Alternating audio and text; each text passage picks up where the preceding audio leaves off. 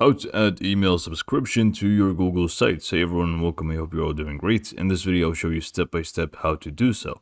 And in this case, I'm going to be using MailChimp as an example. However, if you're using a different email marketing platform like Klaviyo and such, then it's going to be a little bit different, but you are going to follow the same idea and it should work for you exactly the same way.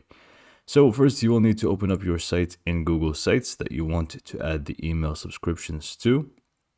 And then from here, you can feel free to create a new page that relates to that, or you can just go ahead and add it to your homepage.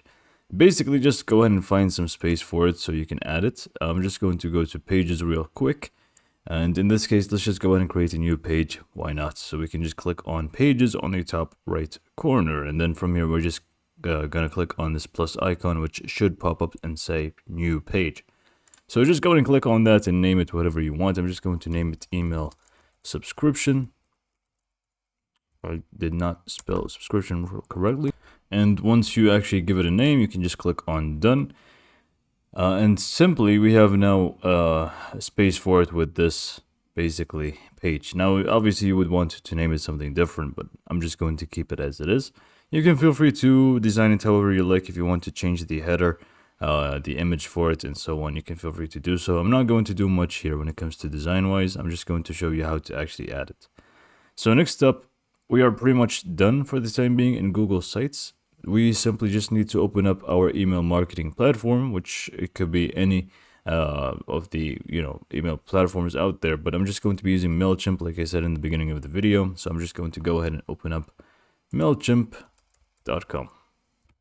Now, like I said, basically I'm using MailChimp, but you want to open up your email marketing platform. And once you're in that, if you're on MailChimp, it's going to be easier for you to follow because I'm using it in front of you. If you're using a different platform, you simply just want to try and find the same concept for your platform. So for example, if you're using Klaviyo, you want to look for almost the exact same thing. Which is very simple to find. It's usually going to be within the first, options. Basically, with MailChimp, you are going to be able to actually find that within the audience section here. If you just click on audience, it's going to give you these options here. And you simply just want to find sign up forms. Now, this is going to also be the same for the different platforms out there. You simply just want to create a sign up form. It could be named forms, it could be sign up forms, it could be contact, whatever it may be. Just go ahead and find forms and how to create them. And then once you actually click on sign up forms within MailChimp, it's going to give you the option to create a new one. Let me just delete those just because we don't really need them. Okay, so now we simply just click on create new form from the top right corner. And now we are going to do a very important step, and this is also going to apply for the rest of you. If you're not following through MailChimp, you want to find how to create an embedded form. This is pretty much what we need in order to actually go ahead and use it with Google Sites.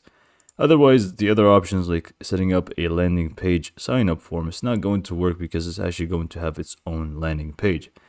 So try to find how to create an embedded form for your specific service. If you don't know how to, you can just simply open up a new tab.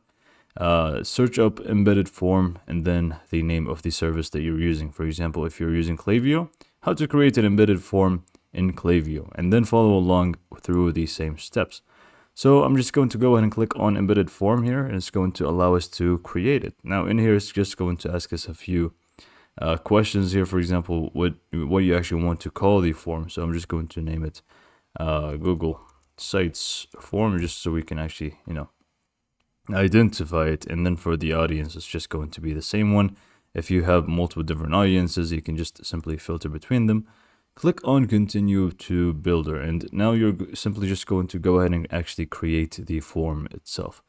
So by default within MailChimp, it's going to look something like this, and you are going to be able to basically edit it however you like. So if you just click on form fields first, you can go ahead and toggle on which form fields you want to show up. For example, you have email address. You can just go ahead and set up the first name as well. And then if you want, you can also make it required. You can actually see the email address. You can see a red star next to it. That means that it is actually required for people to fill this out. So we can actually go ahead and make the first name required too by clicking on it. And then you just see set as required here at the bottom. Make sure you click on that and you can see the red star appears over there. Now, again, it's going to also be an available option for you most likely than not. I mean, I'm 100% sure that it is present for you if you're using a different platform. And then you can just go ahead and add your fields that you actually want to add, even custom ones like the one here I have at the bottom, which is how are you. For some reason, I added that just to test it out. And then you can just feel free to add whatever you want. So last name, address, phone number, whatever it may be. Let me just go ahead and add birthday, for example. So once I am happy with the form fields, I can just click on the back arrow on the top left and I can go to settings here and set up a few things. For example, form title says subscribe. We can actually go ahead and change that so it says something else, or I can just simply toggle it off if I don't really want it to be there. Next up, we have the width there, which is going to also be different. So for Google Sites, I'm not sure which size is best. I mean, it really depends on how you actually want to design it, whether you actually want something next to it or not. You can play around with this, or you can just go ahead and just remove the entire thing. It's just going to take, the area where it's placed pretty much, which I'm going to try. I usually keep it at 600 because it was looking fine for me, but this is the first time I try it with 0. So you can just feel free to play around with it and see which size suits you best. And then we can just go back and you have more things like tags and referral badges as well. Okay, so once you're done with this, you can simply just go ahead and click on continue from the top right corner. And this is pretty much what we want to do here, is copy the embedded form code. Now again, you're going to find it in your service. It may not seem or look this way, but you are going to be able to find an embedded code. You simply just want to copy that code, and then we're pretty much done with MailChimp. We simply just go ahead and go back to Google Sites. And then from here, open up the same page that we just created, or, the space where you wanted to add it to.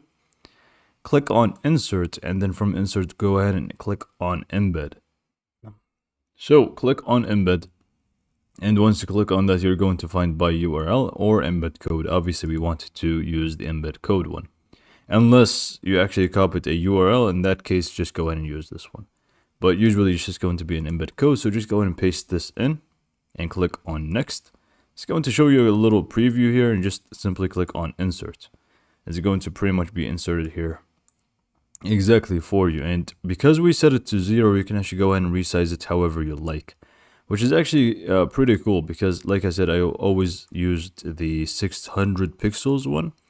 But now that this is, set as 0, it's going to take the place where it's actually placed in. So you can just go ahead and move it around and see where you actually want to place it. And you simply just click on publish from the top right corner and click on publish one more time. And now you can basically have email subscriptions on your site. People can just go to this page or, your contact page, whatever page you actually want it to be in. And once they fill in the form, they're going to be subscribed to your email marketing within MailChimp or the service that you were using. With that being said, this is pretty much all for this video. Hopefully you found it to be informative and helpful, and thanks for watching.